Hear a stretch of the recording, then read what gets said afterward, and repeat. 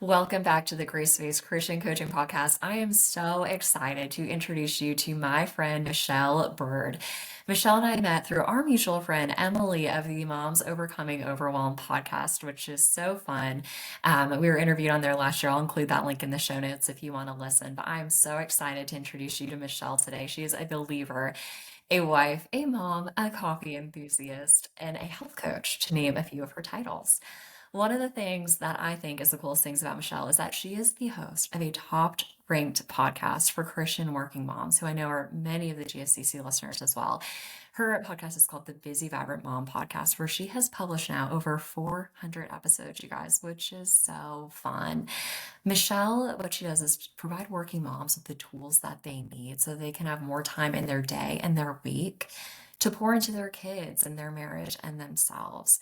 Michelle, she adores productivity hacks. We're going to talk about that for a bit today. Time blocking, organizational systems, and purposeful parenting, right? Like all the fun things that I know y'all love too. So Michelle, she believes that when we let the gifts that God has gifted us shine, that we will truly find a joy and happiness in our everyday and live a life that will fuel our souls and bless others. When I heard that, I knew that I had to have her on. I so appreciate, Michelle, the work that you're doing and the way that you're doing it. And without further ado, Michelle, I'm so glad you're here. Welcome to the podcast. Thank you. Thanks. I'm excited to be here.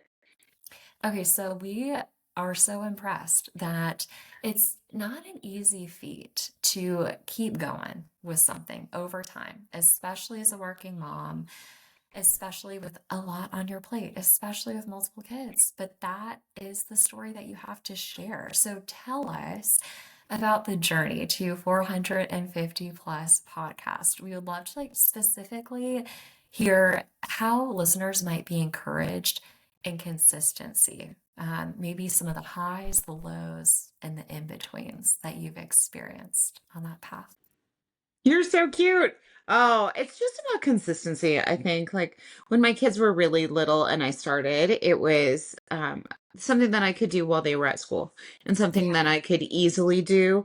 I think podcasting lends itself to batching, which is you're doing the same task. And so you can batch several episodes and then you can, you know, record them and then put them out at different times. So that's super helpful as a mom when you have a bigger block of time. You can, batch a bunch of episodes and then put them out. But I think it's just that I love this work. I love the ability to be on podcasts. I think it's one of the best mediums because you can listen to it, you can consume it really easily. More and more people are consuming it. You can consume it on the go as a busy mom. So I love the medium of just its flexibility and that more and more people can listen and it's easy and you're able to talk and just connect. And so I have just enjoyed it. I'm an extrovert, so talking and people come easily to me. Although it is weird when you're sitting in your room and like you have the mic and you feel like you're talking to outer space, right? But you're like, okay, I am talking to people, kind of. They'll listen later. But yeah, I have just really enjoyed it. It's just been fun and something that I can keep doing as my kids have gotten older and just having that space. Yeah, it's so clear as you're sharing the passion behind it. And so ultimately, Michelle, what I'm hearing you say is when you're doing something you love, consistency tends to come easy. And so perhaps the question then for listeners to reflect on is, okay, if this is something that you keep on running into a wall with, is it the right thing? And that's a hard question to ask sometimes. But if something specific comes to mind, would love to hear a story about maybe a time with the podcast, right? Because it's been multiple years now, 400 and some odd episodes, where you kind of perhaps hit a little bit of a wall. You're like, I know I love this, but is it time to hang up the headphones or the mic, if you will? And what did you do to keep going in an area that you knew was right, but it was just hard in the moment? Such a great question. Yeah, you do hit those snags, right? Where even if something is easy or enjoyable, And I always tell my clients and stuff too, the power of pairing. If you want to start a new habit, to pair it with an old established habit. And so that will help you kind of get more in gear. If there's something that you're like, I wish I could journal or have quiet time or, do podcasting or whatever it is, you want to pair it with a new habit. But I think just recently, the idea of like, okay, I love podcasting, but like, what else is there? And kind of you feel overwhelmed sometimes. As I said, you're like, there's so many other pieces to podcasting that sometimes it's those other pieces that make you not want to do it. So make you like, it's those like all the behind the scenes stuff, all the tech stuff, all the writing stuff and marketing and media, all those things where you just want to be a creator and you want to engage with people and you want to give them meaty stuff. Like I just want to create stuff for you, but there's so many other parts to it. I think that's the part, is the kind of downturn or the story where it like takes the dip, where it's like, do I really want to keep doing this? Because there's so many other puzzle pieces. And then as our society has kind of changed, there's so many voices. It used to be that podcasting was, I think, easier than it is now, but now it's a medium that a lot of people are in. And so to have your voice be heard takes a little bit more. So all those other things are not as exciting. Or maybe, when I first joined, I wasn't like, oh yes, and I want to do social media and I want to do marketing. And you could join with the idea, or you start with the idea that like, oh, I would love to create for my listener, for the people on the other end. So I think as you get more into it, there's just more puzzle pieces that are tricky. Thank you for just being so open to share that. There's someone who definitely needed to hear that because on the outside, I could like, oh, she's, top ranked podcast, so hundreds of episodes. She doesn't hit snacks. She's got it figured out. But even, you in this journey have hit places where had hard questions. And, it sounds like comparison at times can be a Oh, thing. And definitely. to know, right? There are people, and people at the top of their game who wrestle with that too. And just remembering you're not alone with that. I remember seeing a cute little visual on Instagram, Michelle. It said, "Stay in your lane," and there's no traffic there. And this girl like riding joyfully on her bike, and it was just beautiful and lovely, while everything else was jammed up. And to me, what some of your sharing, yes, it's just a nod to right remembering why you're here, what you're about. Um, and even though the majority of all of this, right, the recording part is a small piece of it, remembering the purpose of it when it can get confusing or distracting when you have all of the other elements, it sounds like is something that can be beneficial too. Yeah, I love that image of someone just finding joy in being in their own lane. How fun is that? Right. And there's so much like the word freedom comes up, and Right. don't we need more of that these days? Yeah. Definitely. Definitely. Thank you for sharing a bit about what that's looked like. Well, let's hear highlights too, right? You've talked about a lot of different things over the years. What is a favorite episode or two? Can you share a nugget or gem with us and people who are new to you? Oh, that's so fun. I think overall, as you're kind of thinking through, Yeah. just to make sure that you're planning things and then that you're executing and that you're reviewing. Like, plan your day, plan your rhythm, and then figure out, did that go well? Did I like that?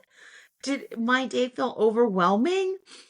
So I think a lot of that is just looking back on a lot of the episodes. I did the most recent one I did. I like to do one every year of kind of the top ones for that year. So episode 441 was all my top favorite time management tools and productivity stuff. And so it has like, oh, these are all my favorites. So from like, meal planning to batching, which is one of my favorites, to time blocking and all the other things. But I really feel that time management tools are useful only to a certain point. And it's also, you have to, it's like a tool belt that you have all these tools, and sometimes you need one and sometimes you need a different one. And that somebody who says, oh, just use this exact planner and this exact thing and this exact timesheet. Really, like that may work for you, that may not. So I love to just give my clients, my people, like, here's a tool belt and here's some different things to try. Your season, the age of your kids, what you want to do, your productivity, your natural bent are all going to be a little bit different. So the problems you encounter will be different and the tools you need will each be different. So I love just personalizing stuff because I think a lot of people see things on the internet or they see like, oh, a planner. If I get this planner, I'll be perfect. I'll be able to organize my whole life and I'll be, this will be all great. Everything will go well. But there's no like magic tool or planner. So I really think that I just love the idea of grace of like, just use what works for you. And if that doesn't work, use something different. Like, you have grace with this and you don't have to use everything. Yes, that is so true. Oh, there's so much I love that you had just shared in that.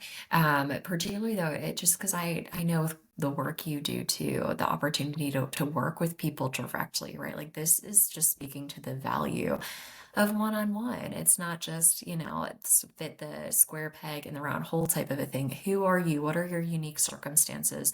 A past mentor who's on at this time stepped away from her business, but for really admirable reason, she would always say, you know, it, the value in coaching is that we can look to where you're at and meet your exact needs. The example, to articulate this further, is it's not just, I am a champion of CrossFit and everyone needs to do that. And maybe it is great for you and that's amazing.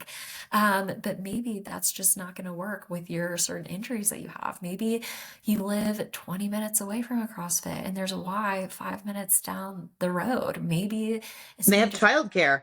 yes, yes, this is better for your budget, right? And so, yeah, that just such an important testament of the value of going deep with someone who knows you and your circumstances. And then I love how you're speaking to awareness too, right? Like, so that is the first step in really coaching. It unlocks so much. One of my favorite phrases is there's power in the pause and taking time and space to just breathe and assess and get curious can be the first step in transformation. So thank you for adding that. Excellent. Hey, you're speaking of this already. You're obsessed with productivity, as are we.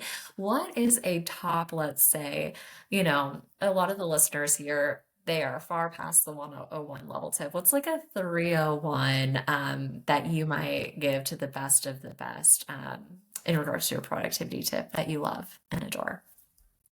I think one of them would be just time blocking your day. Now, time blocking, usually you'd have 4 to 5 blocks in your day, and that's just chunking out your day in different chunks, like your morning routine, your, midday when you're usually getting work done, your evening, and so forth. And people's look a little bit differently, but in order to get certain things done and also to free up your mental space, you're able to like to say, oh, these things will get done at this other time. So when you're working, you can focus on work.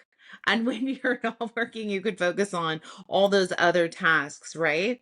So I think it's really important to time block your day so that you mentally know, okay, I don't have to get to that right now. I can do that later. Even though you see it and you take it in and your brain takes it in as this needs to be done, this needs to be done, this needs to be done, it can give you a little bit less stress of knowing, oh, these things are going to get done at this other time. I don't need to work on them right now. And then you can be productive and focused and, honed into whichever parts during your day. It also like alleviates when you're like, oh, I have the whole day to do it, right? I can just, I'll get it done at some point today. And then you think through your day and it's just one big giant block and you don't end up getting stuff done that you really had been intentionally wanting to get finished.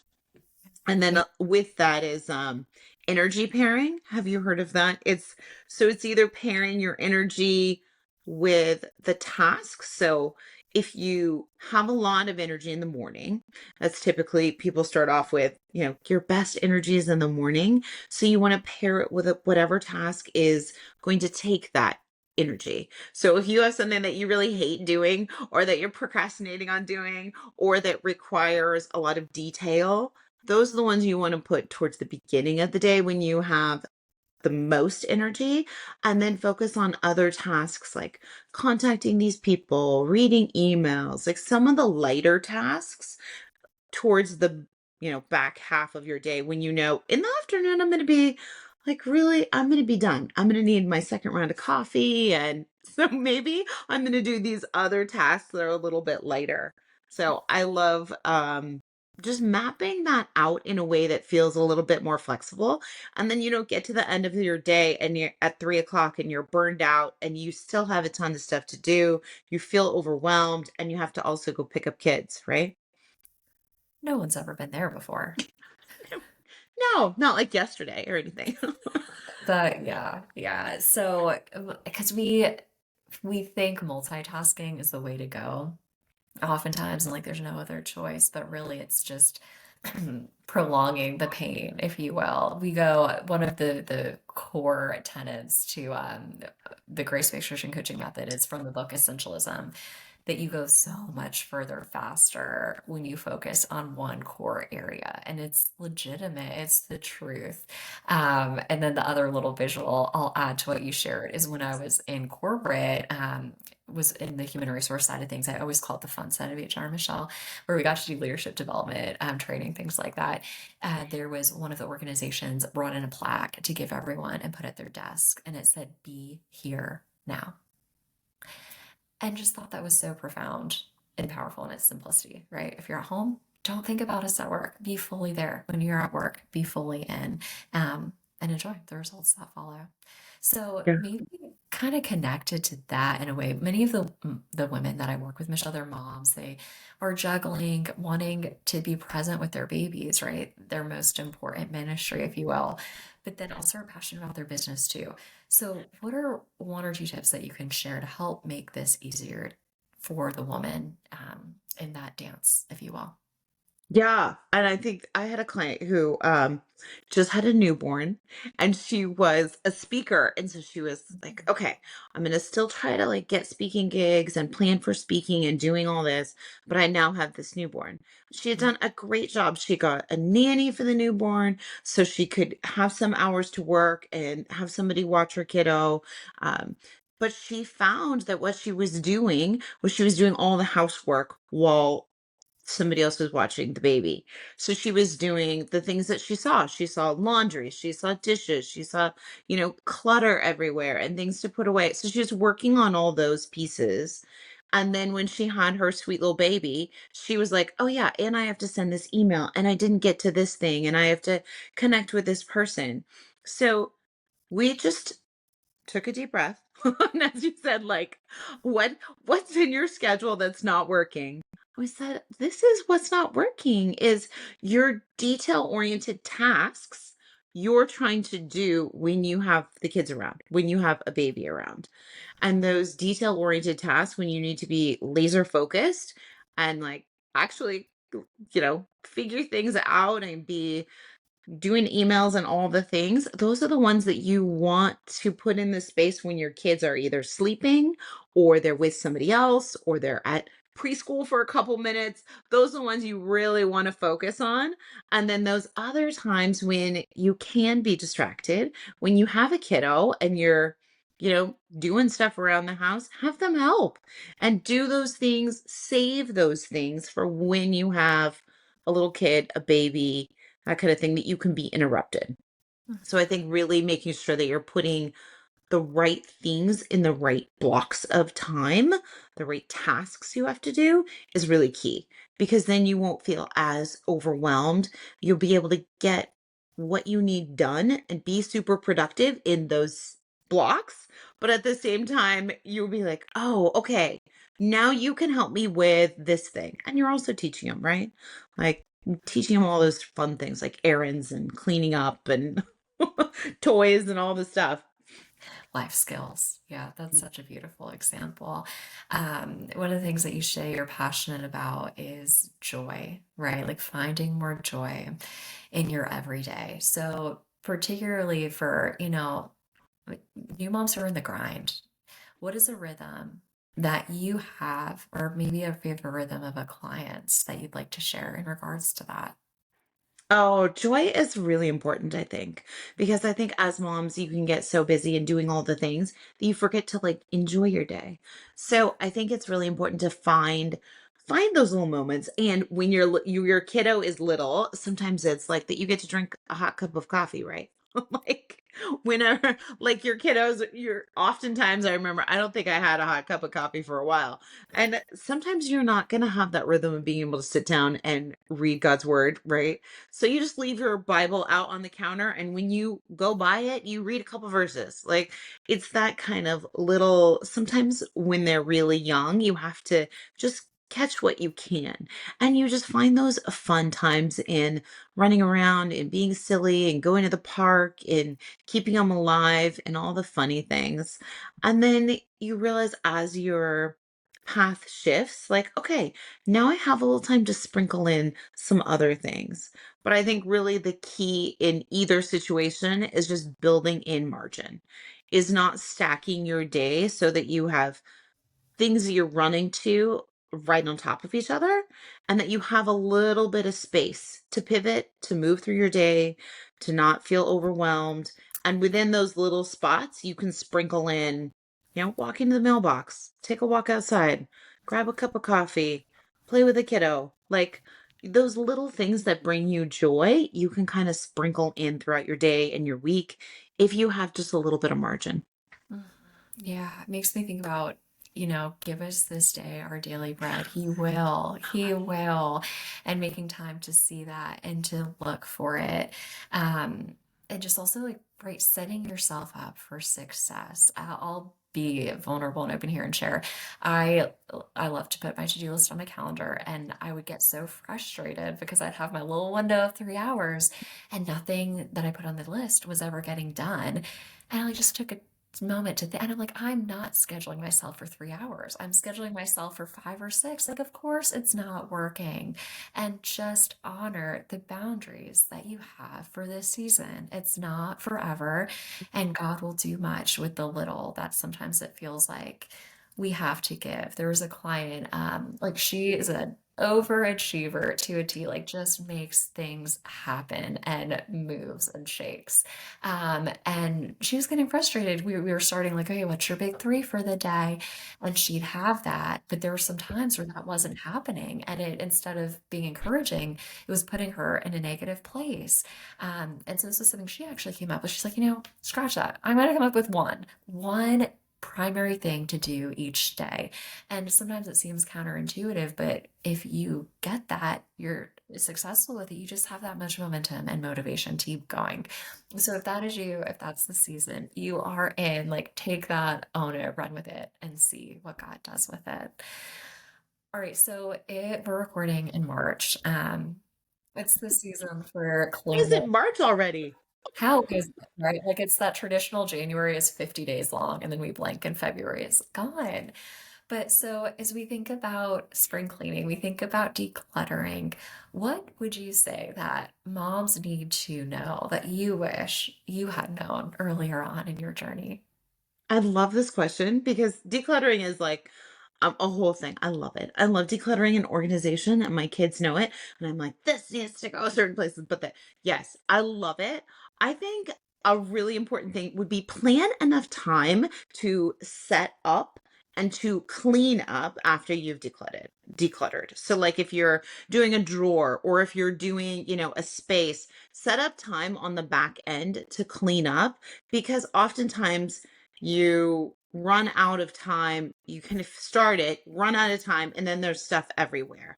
So then you're like, now I have all this stuff everywhere. Now I have to do this. And then all of the work that you just did decluttering sometimes just gets shoved to the side or shoved into a box. So make sure that you plan enough time. Also, do it in small sections. So do it just a drawer.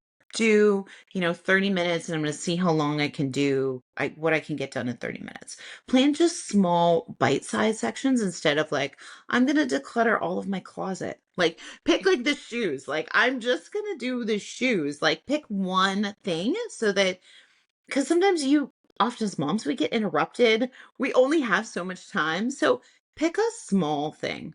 I know I used to love decluttering stuff in our kitchen while we were watching sports games or football or something. So pick something that you can even be hanging out with your kids while they're doing homework and you're still in the kitchen and you can organize the junk drawer or you can go through a drawer that you don't usually use.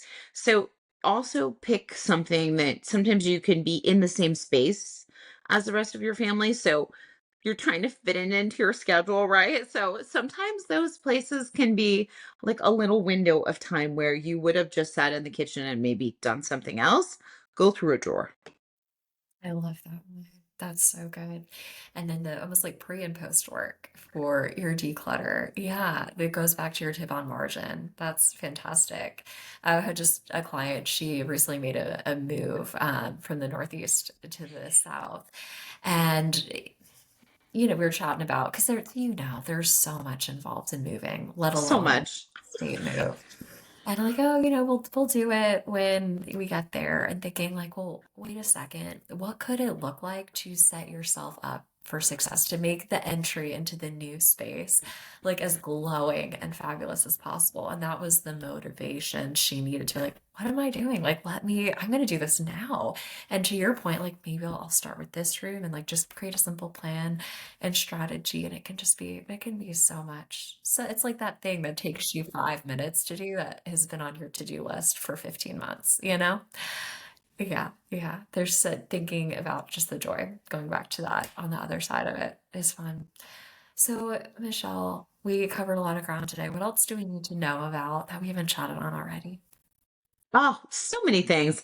Um, I don't know. I love productivity tools. So if there's one that you are like, maybe I have to say my favorite one, just as we kind of close, is batching. If you've heard of batching, it's doing the same task for multiple things. So like when we make dinner, we also make lunches for the kids for the next day because have all the ingredients out already. We're already getting all the food out. It's that doing the same task. Maybe you do all the laundry at one time. So the it saves time and kind of mental energy because you're doing a similar task with similar things. So you don't have to put them away and then get them back out again. So that's kind of saving time. Or if you do all your errands in like one go. So I love batching. I think that's my favorite. But just to reflect on, use what works for you. Like if there are tools that your best friend said or on social media said something else, think about them and think, does my brain work that way? Do I like writing things down? Is that going to actually work? Or am I excited about trying this? Or you're like, that doesn't work. I hate writing. Like then don't get a planner. Like figure out a different time management way for you because I think the most important is to find tools that work for you that you can use and that you're going to stick with and that actually provide solutions. That's it. Yes. Where can listeners go to learn more about you and productivity? Oh, great question. So, you can always find me at my website, which is www.byrdmichellle.com. My last name and then first name, super easy. You can also find me at The Busy Vibrant Mom. That's my podcast, and there's a ton of stuff on there. But if you don't want to wade through everything, there's several ones that are, a compilation of a bunch. But yeah, that's where I usually hang out and you can find me there and connect. I do personal coaching and group coaching with people. And so I just love it. That's my favorite. Fabulous. Thank you so much for sharing some wisdom with us today on the podcast. We are so happy to have had you here. Thanks again for joining us, Michelle. Thank you.